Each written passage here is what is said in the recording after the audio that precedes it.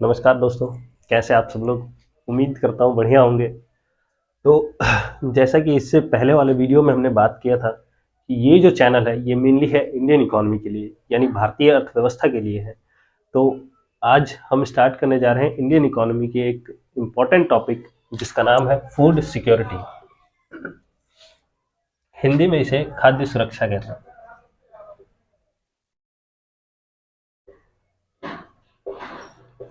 तो खाद्य सुरक्षा क्या है, ये पहले ही मैंने फॉर्मेट बना लिया है ताकि हमारी वीडियो की लंबाई है जो वो कम हो सके और हम अधिक से अधिक चीज़ों के बारे में जान पाए। तो फूड सिक्योरिटी क्या है, खाद्य सुरक्षा क्या है।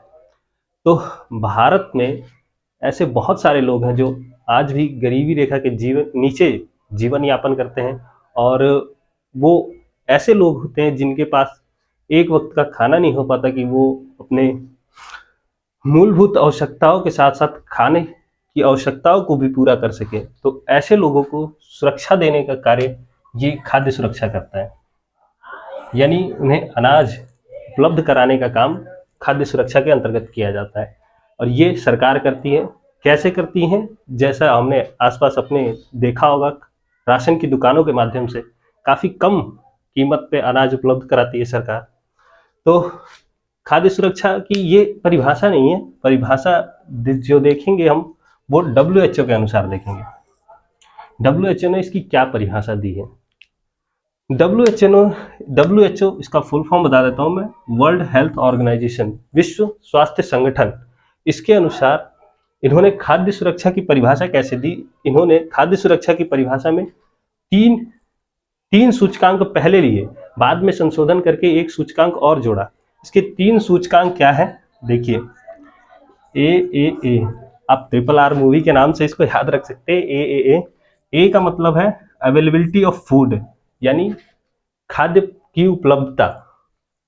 एक्सेसिबिलिटी ऑफ फूड, यानी उस खाद्य पदार्थ की लोगों तक पहुंच।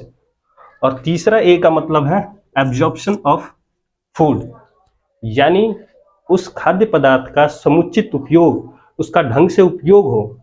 ये खाद्य खाद्य सुरक्षा की परिभाषा है WHO के अनुसार। बाद में संशोधन करने के बाद इसमें एक और जोड़ा गया, वो था सस्टेनेबल, यानी सतत सतत निरंतर।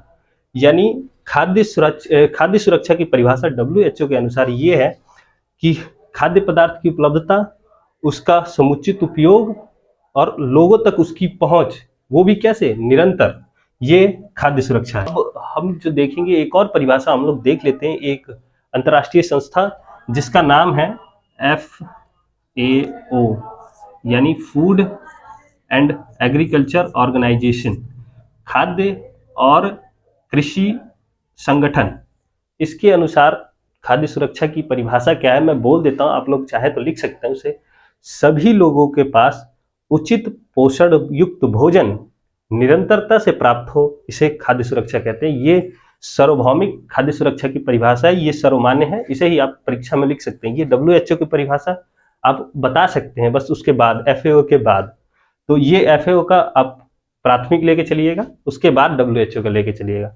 ये जो फॉर्मेट है ये मैंने बना लिया है। अब खाद्य सुरक्षा के बारे में आपने तो समझ लिया, उसके बाद हम स्टार्ट करते हैं सिचुएशन। खाद्य सुरक्षा की वर्तमान में स्थिति क्या है स्थिति हमारे देश में खाद्य सुरक्षा को लेके। तो इसमें कुछ आंकड़ों के हिसाब से हम देखेंगे, जिसमें सबसे पहला आंकड़ा है GHI, ग्लोबल हंगर इंडेक्स, वैश्विक भुखमरी सूचकांक। वैश्विक भुखमरी सूचकांक के अंतर्गत 4 सूचकांक इसमें लिए गए हैं। इसके अंतर्गत 4 सूचकांक है।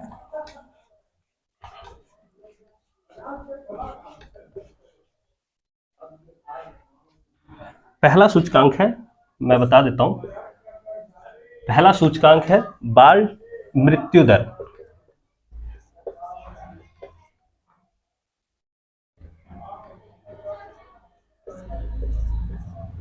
दूसरा सूचकांक है बाल ठिगनापन।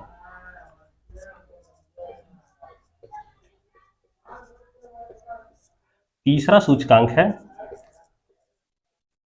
बाल दुबलापन।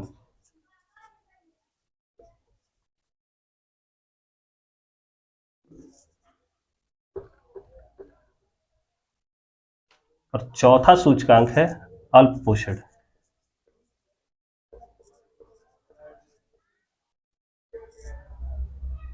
अल्प पोषण और कुपोषण में मैं समझता हूं कि आप लोग अंतर समझते होंगे। अल्प पोषण और कुपोषण में क्या अंतर है, यदि आप नहीं जानते तो मैं बता देता हूं। अल्प पोषण का मतलब है, अल्प का मतलब अधूरा, यानी ऐसे लोग जिन्हें ठीक से, जैसे मुझे मान लीजिए 4 रोटी की आवश्यकता है, यदि मुझे खाने के लिए सिर्फ 1 रोटी मिलती है, आवश्यकता तो मेरी 4 रोटी की है, लेकिन मिल मुझे रहा है 1 रोटी, तो ये क्या है, मेरे लिए अल्प पोषण है, मुझे जितना चाहिए उतना मिल नहीं रहा, तो ये अल्प पोषण है। और कुपोषण क्या है, यदि मुझे 4 रोटी चाहिए, मिल तो 4 रोटी रही है, लेकिन उसमें न्यूट्रिशन है ही नहीं, उसमें पोषण युक्त है ही नहीं वो खाना, वो बेकार खाना है। उम्मीद करता हूँ अल्प पोषण और कुपोषण में आपको अंतर समझ में आ गया होगा। तो इन 4 सूचकांकों का मतलब तो आप लोग समझते होंगे। बाल मृत्यु दर, यानी 1 साल से कम उम्र के बच्चे की मृत्यु की दर, ये बाल मृत्यु दर में हो गया। बाल ठीकनापन, यानी उम्र के हिसाब से यदि किसी व्यक्ति की लंबाई नहीं बढ़ती तो इसे बाल ठीकनापन के अंतर्गत रखा जाता है। और बाल दुबलापन, बाल दुबलापन के अंतर्गत रखा जाता है उम्र और लंबाई के हिसाब से बॉडी ना बढ़े, यानी शरीर का विकास ना हो, इसे बाल दुबलापन में रखा जाता है। अल्प पोषण बता ही दिया आपको, अल्प पोषण क्या होता है। तो इन 4 सूचकांकों के आधार पे भारत की स्थिति 116 देशों में 101 है, यानी बहुत ही दयनीय स्थिति है खाद्य सुरक्षा को लेकर। जीएचआई के अनुसार, यानी ग्लोबल हंगर इंडेक्स के अनुसार भारत की स्थिति बहुत दयनीय है। दूसरी रिपोर्ट हम देखते हैं एफएओ के अनुसार। इसका फुल फॉर्म मैंने बताया ही था, फूड एंड एग्रीकल्चर ऑर्गेनाइजेशन, खाद्य एवं कृषि संगठन। इसके अनुसार क्या है भारत की स्थिति, इसके अंतर्गत एफएओ के अनुसार इसकी एक रिपोर्ट है, उस रिपोर्ट का नाम आप लोग जरूर याद रखिएगा, the state of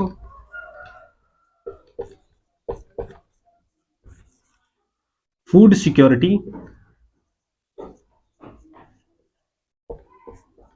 and the nutrition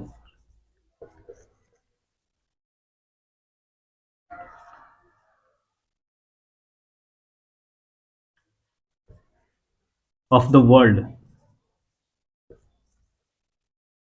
ये काफी लंबा नाम है इसका, ये रिपोर्ट का नाम है उसके। ये रिपोर्ट काफी टाइम क्वेश्चंस पेपर में पूछ लेता है, इस रिपोर्ट को आप लोग याद रखिएगा। इसके अनुसार जो भारत में भुखमरी का जो रेट है, आज एफएओ के अनुसार 19 करोड़ लोग, 90 मिलियन, ओवर 90 मिलियन लोग भुखमरी के शिकार हैं भारत में सिर्फ। विश्व स्तर पर ये कितना है, 828 मिलियन, यानी 828 मिलियन लोग विश्व स्तर पर भुखमरी के शिकार हैं। और ये 19 करोड़, 19 मिलियन लोग सिर्फ भारत में भुखमरी के शिकार हैं, यानी यहाँ भी स्थिति दयनीय है खाद्य सुरक्षा को लेके। तीसरी रिपोर्ट है हमारी जीएचआर, ग्लोबल हंगर रिपोर्ट, वैश्विक भुखमरी रिपोर्ट। ये जो जीएचआई है ये ग्लोबल हंगर इंडेक्स है, ये रिपोर्ट नहीं है, ये इंडेक्स है, ये रिपोर्ट है। इस रिपोर्ट के अनुसार क्या है, इस रिपोर्ट के अनुसार भारत में कुल जनसंख्या का, भारत के कुल जनसंख्या का लगभग 14% लोग अल्प पोषण का शिकार है। याद रखिएगा, अल्प पोषण, कुपोषण नहीं, अल्प पोषण। हमारी जनसंख्या का लगभग 14% लोग अल्प पोषण का शिकार है, यानी उन्हें एक वक्त का खाना भी नहीं मिल पाता कि वो ठीक से खा पाए, जीएचआर रिपोर्ट के अनुसार, यानी यहां भी स्थिति दयनीय है। चौथी जो रिपोर्ट है हमारी वो है NFHS report, national family health survey report, राष्ट्रीय परिवार स्वास्थ्य सर्वे रिपोर्ट। इस रिपोर्ट के अनुसार, इस रिपोर्ट में क्या बताया गया है कि 14 से 49 वर्ष की जो महिलाएं हैं, भारत में रह रही हैं जो महिलाएं, उन पूरी जनसंख्या में लगभग 67% महिलाओं में एनीमिया पाया गया है, यानी रक्त अल्पता, खून की कमी, ये पाया गया है 14 से 49 वर्ष की महिलाओं को भी। यानी हर दूसरी महिला भारत में जो रह रही है वो इस एनीमिया से ग्रसित है। इसमें ही एक और जो रिपोर्ट है वो है 0 से जो 5 वर्ष के बच्चे हैं, जो छोटे बच्चे हैं उनमें लगभग 67% बच्चों में एनीमिया पाया गया है, यानी खून की कमी पाई गई है 0 से 5 वर्ष के बच्चों के बीच में। 0 से 5 के बीच में जो बच्चे हैं उनमें एनीमिया पाया गया है। ठीक है, तो यहाँ भी स्थिति दयनीय है, आप इन रिपोर्ट्स के हिसाब से देख लिए होंगे। ये जो मिटाने का प्रोसेस है वो मैं वीडियो में कट कर दूंगा ताकि हमारा समय बच सके। ठीक है, तो सिचुएशन हो गई, खाद्य सुरक्षा क्या है ये हो गया, सिचुएशन क्या है ये हो गई। अब हम पढ़ेंगे इंपॉर्टेंस, यानी आवश्यकता क्यों है। सिचुएशन देख लिए तो आराम से आवश्यकता समझ में आ जाएगी। तो आवश्यकता, जरूरत क्यों है, क्यों जरूरत है खाद्य सुरक्षा की। ठीक है, सबसे पहला पॉइंट है वो है पॉपुलेशन, यानी जनसंख्या। जनसंख्या, जैसा कि FAO की रिपोर्ट में हमने देखा था कि लगभग 19 करोड़ लोग जो क्या है भारत में भूखमरी के शिकार हैं। तो इन 19 करोड़ लोगों को खाद्य सुरक्षा प्रदान करना ये जरूरत है हमारी। ये कैसे है, पॉपुलेशन ये जनसंख्या के भाग है, तो इन्हें खाद्य सुरक्षा प्रदान करना हमारा कर्तव्य है। ठीक है, दूसरी है SDG, सस्टेनेबल डेवलपमेंट गोल, सतत विकास लक्ष्य। ये संयुक्त राष्ट्र की संस्थाओं का 17 कैटेगरी का एक गोल है। इसमें 17 अलग अलग कैटेगरीज के गोल हैं, हर फिक्स किया गया है ये।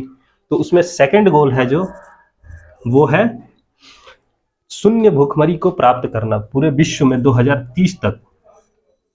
विश्व में 2030 तक शून्य भूखमरी को प्राप्त करना ये है, क्योंकि ये जरूरतों को समझते हैं। ठीक है, तो दूसरा हो गया SDG के हिसाब से। तीसरा हो गया कोरोना महामारी।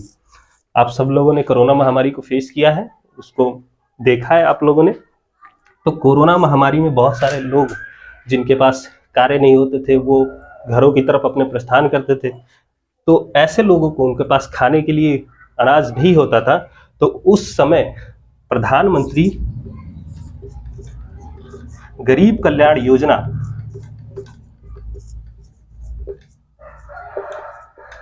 ये जो योजना है इसके अंतर्गत लोगों को 5 kg अनाज मुफ्त में दिया गया था। PM गरीब कल्याण योजना के तहत, प्रधानमंत्री गरीब कल्याण योजना के तहत लोगों को 5 kg अनाज यानी 5 kg अनाज मुफ्त में दिए गए थे। ये तो इस हिसाब से आप लोग समझ गए कि इंपॉर्टेंस जरूरत कब कब थी और क्या हुआ।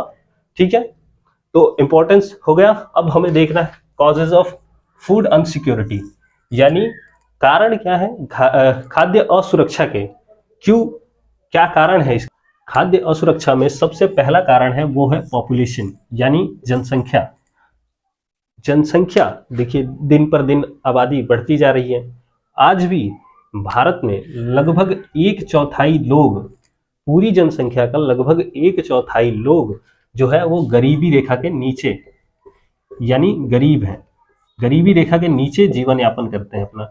उनकी आर्थिक स्थिति इतनी दयनीय है कि वो राशन की दुकानों पर से भी अपना अनाज नहीं खरीद पाते। ऐसे लोगों के लिए खाद्य सुरक्षा जरूरी है, और ये कारण है क्योंकि वो गरीबी रेखा से नीचे जीवन यापन कर रहे हैं। ये कारण है जनसंख्या, बढ़ती जनसंख्या के कारण है। ठीक है, दूसरा कारण है नेचर, यानी प्रवृत्ति। इसे हम देखते हैं धर्म के आधार पे, माफ करिएगा लेकिन यहाँ पे मैं थोड़ा बता देता हूँ। आप लोगों ने गांव घरों में देखा होगा, जो हिंदू धर्म के लोग होते हैं वो अधिकतर शाकाहारी होते हैं, अधिकतर। और जो कोई व्यक्ति मांसाहारी होने का प्रयास करता भी है तो बड़े बुजुर्ग कहते हैं ये कि नहीं, तुम ये सब चीजें नहीं खा सकते यहाँ पे, जबकि उसमें अधिक न्यूट्रिशन होता है। तो ये नेचर भी है जो खाद्य असुरक्षा के कारण है। शाकाहारी भोजन वैसे बुरा नहीं है, लेकिन उसमें न्यूट्रिशन थोड़ा सा कम होता है मांस मछली के तुलना में। तो ये जो है नेचर भी एक कारण है खाद्य असुरक्षा का। इस पर ज्यादा मैं बहस नहीं करने जा रहा क्योंकि ये काफी सेंसिटिव मुद्दा हो जाएगा। ठीक है, तीसरा है MSP। MSP वैसे तो एक लंबा टॉपिक है, खुद में एक टॉपिक है, लेकिन यहाँ पे मैं बता देना चाहता हूँ कि MSP है जो, वो इसे इंग्लिश में कहते हैं मिनिमम सपोर्ट प्राइस, न्यूनतम समर्थन मूल्य। जो किसान उत्पादन करते हैं अपने अनाज का, गेहूं हो चावल हो, किसी भी अनाज का उत्पादन करते हैं, तो सरकार उनसे खरीदती है ये अनाज, और वो जिस रेट पे खरीदती है वो होता है MSP रेट। और ये रेट होता है जो फसल से पहले ही ऐलान कर दिया जाता है। तो उम्मीद करता हूँ MSP समझ में आ गया होगा। तो एमएसपी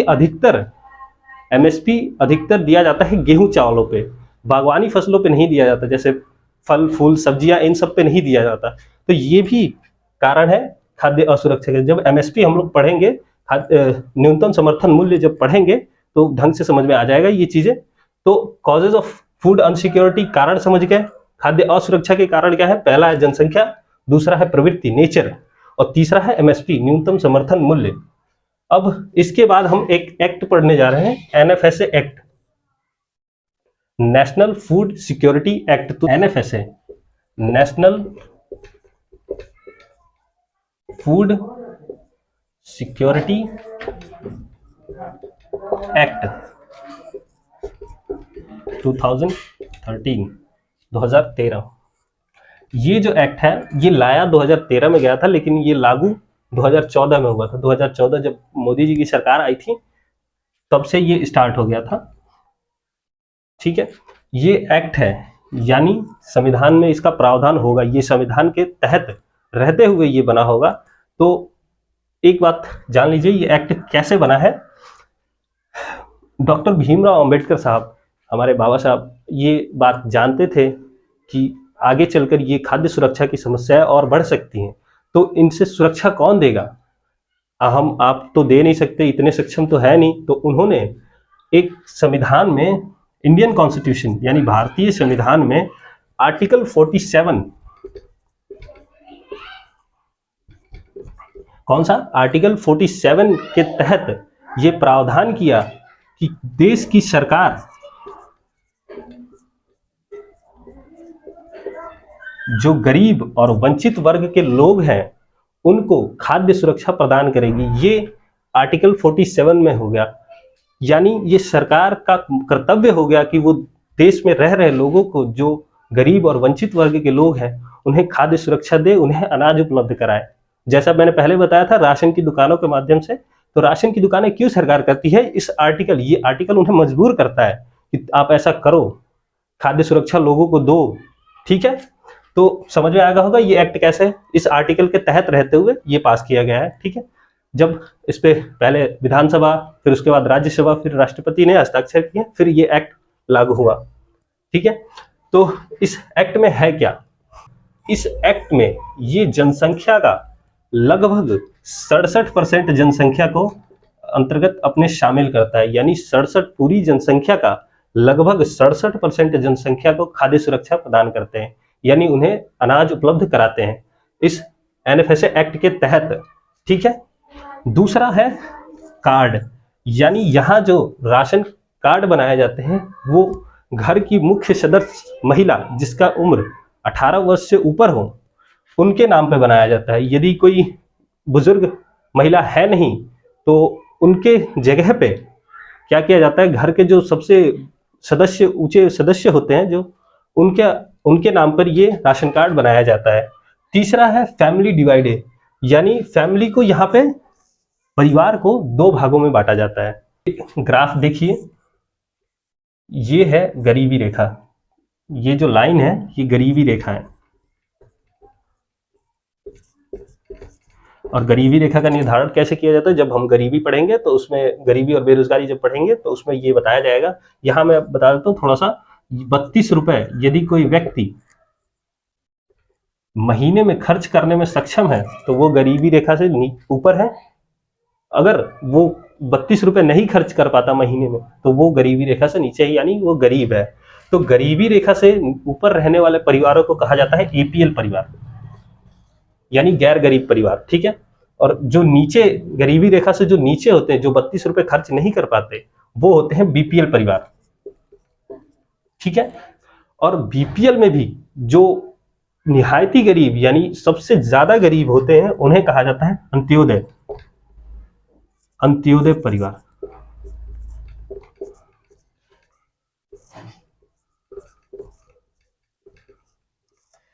इन परिवारों को डिवाइड करने के बाद ये तय किया गया कि राशन दुकानों में जो राशन वितरण को डिसाइड किया गया, एपीएल परिवारों को पर व्यक्ति, यानी परिवार के हिसाब से ये 25 केजी अनाज दिया जाने लगा। ठीक है, बीपीएल परिवारों को परिवार के हिसाब से दिया जाने लगा 35 केजी अनाज। समझ में आ रहा है?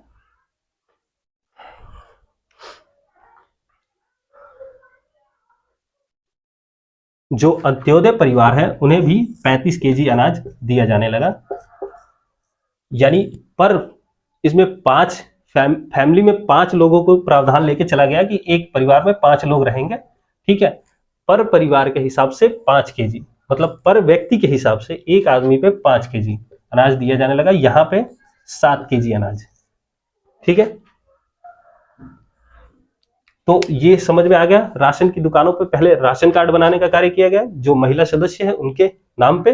दूसरा, परिवारों को यहाँ पे बांट दिया गया, गरीबी रेखा के आधार पे परिवारों को बांट के उन्हें राशन वितरण का कार्य चालू कर दिया गया उनको, ठीक है। तो राशन की दुकानें चालू हो गई। यहाँ जो अनाज उपलब्ध कराए जाते थे, जो गेहूं चावल उपलब्ध कराए जाते थे, यहाँ जो चावल राशन की दुकानों पे 3 रुपए केजी के हिसाब से उपलब्ध कराए जाते थे। जो गेहूं थे, गेहूं 2 रुपए केजी,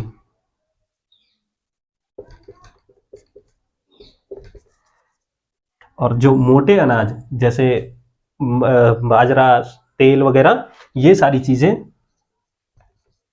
मोटे अनाज में आते हैं, इन्हें 1 रुपए पर केजी के हिसाब से उपलब्ध कराया जाने लगा। यदि किसी प्रकार की कोई गड़बड़ी राशन की दुकानों पे होती है तो इसके लिए निवारण केंद्र का भी गठन किया गया है इस एक्ट के तहत। इस एक्ट में जिला स्तर पे जो निवारण केंद्र है उसका नाम है जिला निवारण केंद्र, जिला स्तर निवारण केंद्र।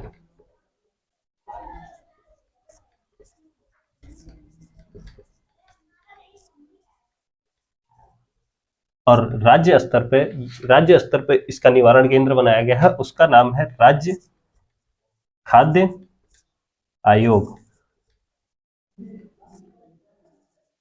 आप किसी भी प्रकार की कोई शिकायत अपने आसपास के राशन की दुकानों पे देखते हैं तो आप यहाँ पे शिकायत कर सकते हैं उन राशन की दुकानों के खिलाफ, ठीक है। तो जैसा कि हमने इसकी अच्छाइयों के बारे में जान लिया, इसके बारे में जान लिया, यदि ठीक है आपने इसके बारे में तो जान लिया, लेकिन आप तब तक इसके बारे में पूरा नहीं जान पाएंगे जब तक आप इसके कमियों को नहीं जानेंगे। यदि कोई व्यक्ति मेरी अच्छाइयों के बारे में जानता है तो वो मेरे बारे में कुछ नहीं जानता। यदि वो मेरी अच्छाइयों के साथ साथ मेरी बुराइयों को भी जानता है तो वो मेरे बारे में सब कुछ जानता है, यानी बहुत कुछ जानता है मेरे बारे में। तो इसकी आलोचनाएं क्या है, इसकी क्रिटिसिज्म क्या है, ये देख लेते हैं।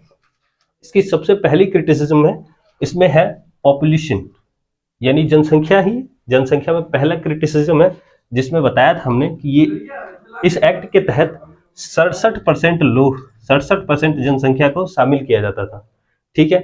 67% जनसंख्या यानी लगभग 81 करोड़ जनसंख्या, 81 करोड़ जनसंख्या को खाद्य सुरक्षा दे पाना ये थोड़ा सा कठिन कार्य हो जाता है सरकार के लिए, ठीक है। तो इसके लिए शांता कुमार समिति, नाम याद रखिएगा, शांता कुमार समिति, शांता कुमार समिति ने यह सुझाव दिया कि आप इसको 67% से कम करके इसको कितना करें, 40% तक लाएं इसको, ताकि आप ज्यादा से ज्यादा गरीबों को केंद्रित कर सके। बहुत सारे ऐसे लोग हैं जो राशन की दुकानों पे आते हैं, वो कार से आते हैं, कुछ देर उतरते हैं, कुछ देर पहले ही उतरते हैं और वहां से अपने कपड़े वगैरह चेंज करके और राशन लेते हैं, फिर चले जाते हैं। वास्तव में उनको राशन की जरूरत है नहीं, लेकिन फिर भी वो उसका फायदा उठाते हैं गलत तरीके से। तो ये 80%, 67% जनसंख्या को शामिल करने के कारण है ये। तो इसको कम किया जाए ताकि अधिक से अधिक गरीब केंद्रित हो सकें, ठीक है। दूसरा है, ये जो इसके कारण थे, पहला तो ये हमने देख लिया, ठीक है। दूसरा कारण है, दूसरी कमियां है इसकी, वो ये है कि इसमें जो परिवार को दिया जा रहा था अनाज, ये लगभग एक व्यक्ति को 5 केजी अनाज दिया जा रहा था, ठीक है। अंत्योदय में ये 7 केजी अनाज दिया जा रहा था एक व्यक्ति को, पर व्यक्ति। मैं परिवार की नहीं कह रहा, मैं व्यक्ति की कह रहा हूँ, ठीक है, लोग की, एक लोग की।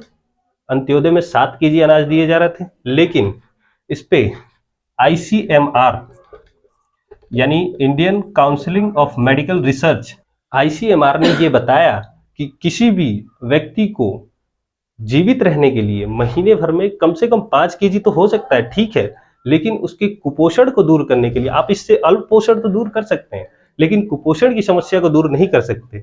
तो कुपोषण की समस्या के दूर करने के लिए यहाँ 5 केजी अनाज ना देकर 11 से 12 केजी अनाज दिया जाए।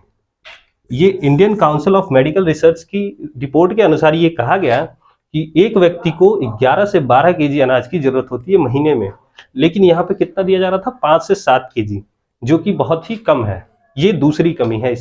तीसरी जो आलोचना है वो सबसे मुख्य आलोचना है। ये देखिए, तीसरी आलोचना में ये कहा गया, जो राशन की दुकानों पे है अधिकतर कैसे अनाज वितरण किए जाते हैं, गेहूं और चावल, अधिकतर गेहूं और चावल ही वितरण किए जाते हैं। मोटे अनाजों का सर्वथा अभाव रहता है, ठीक है, मोटे अनाज बहुत ही कम मिलते हैं। मोटे अनाज में जैसे पहले ही मैंने बताया, मक्का, तेल वगैरह, ये सारी चीजें, इनका राशन की दुकानों पे ज्यादातर अभाव रहता है, अभाव देखने को मिलता है, जिससे लोगों का अल्प पोषण की समस्या तो दूर हो जाती है, लेकिन मोटे अनाज में न्यूट्रिशन होता है, इसके कारण वो कुपोषण से ग्रसित रह जाते हैं।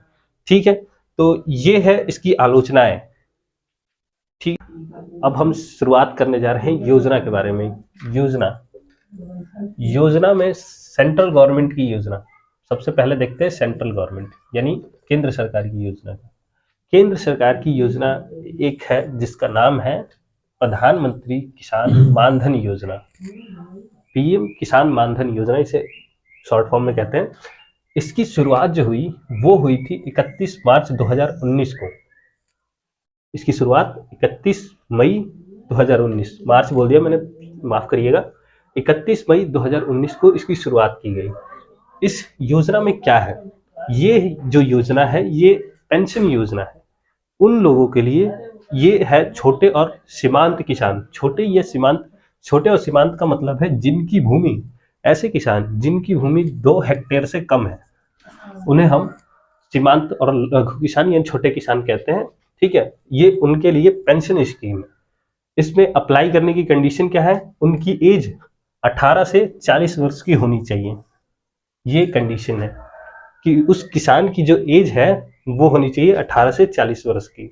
ठीक है, 40 वर्ष एज पूरा हो जाने के बाद, मतलब 18 से 40 वर्ष एज होनी चाहिए, और 60 वर्ष की एज पूरी होने के बाद सरकार की तरफ से 3,000 रुपये पर मंथ, 3,000 रुपये पर मंथ आपको क्या दिया जाएगा, पेंशन दिया जाएगा। और इसमें आप अगर जितना रुपए आप अंशदान करते हैं, आप जितने रुपए पैसे देते हैं, उतना ही प्रतिशत पैसा क्या करेगी, केंद्र सरकार देगी आपको। जैसे मान लीजिए यदि आप इस योजना के तहत अपने बैंक अकाउंट में 100 रुपए डालते हैं, इस योजना के अंतर्गत यदि आप 100 रुपए डालते हैं तो केंद्र सरकार भी अपनी तरफ से 100 रुपए देगी, यानी उस महीने आपका कितना हो गया, टोटल 200 रुपए। ठीक है, तो ये समझ में आ गया। अब हम उत्तर प्रदेश सरकार की योजना को देखते हैं, यूपी गवर्नमेंट की सरकार को देखते हैं। उत्तर प्रदेश सरकार की एक योजना है जिसका नाम है मुख्यमंत्री कन्या सुमंगला योजना। मुख्यमंत्री कन्या सुमंगला योजना ये स्पेशली है लड़कियों के लिए। इसमें लड़कियों के विकास और लिंग असमानता, यानी जो समाज में लिंग असमानता है, लड़के और लड़कियों के बीच जो भेदभाव है उसको खत्म करने के लिए ये यूपी गवर्नमेंट ने चलाया है। ठीक है, इसके अंतर्गत लड़कियों को क्या किया जाता है, यदि जन्म से स्नातक यानी ग्रेजुएशन तक की पढ़ाई के लिए उनको 15,000 रुपए दिए जाते हैं। 6 चरणों में पैसे दिए जाते हैं। इसमें 15,000 रुपए 6 चरणों में दिए जाते हैं। इसमें पहला, यदि जन्म, 6 चरणों को देख लेते हैं, जन्म से 1 वर्ष की एज तक को उन्हें दिए जाते हैं 3,000 रुपए।